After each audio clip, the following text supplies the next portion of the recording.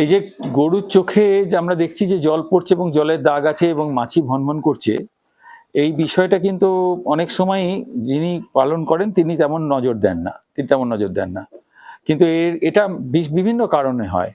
তার একটা কারণ হচ্ছে কি, যে প্রথম কারণটা যেটা সেটা হচ্ছে যে বেশিরভাগই যেটা ঘটে যে ভিটামিন এ এর অভাব। ভিটামিন এ কি করে, এই যে এদের একটা মানে নালী আছে যেটাকে ল্যাক্রিমাল ডাক্ট বলা হয়। চোখ থেকে ল্যাক্রিমাল ডাক্টটা নাকে চলে যাচ্ছে, নাক দিয়ে জলটা বেরিয়ে যায়। ওইটা অনেক সময় শুকিয়ে যায়, ভিটামিন এর অভাবে শুকিয়ে যায়, যার জন্য এক্ষেত্রে প্রথমে দেখে নিতে হয় যে ভিটামিন এর অভাব আছে কিনা।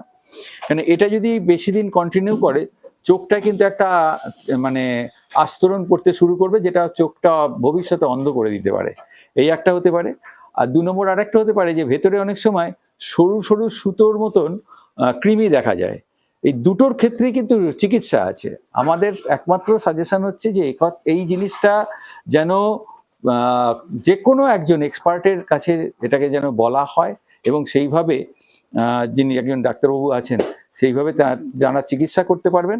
কারণ এই যে ছোট্ট একটা লক্ষণ, তাতে কোনো কিছু আপাতত কোনো দুধ কমছে না, কিছু কমছে না, এবং মানুষ কোনো নজরও দিচ্ছে না, ভবিষ্যতে কিন্তু ওই প্রাণীটারই ক্ষতি হয়ে যাবে, এবং প্রাণীটার ক্ষতি হলে পরে যিনি পালন করছেন তারও ক্ষতি।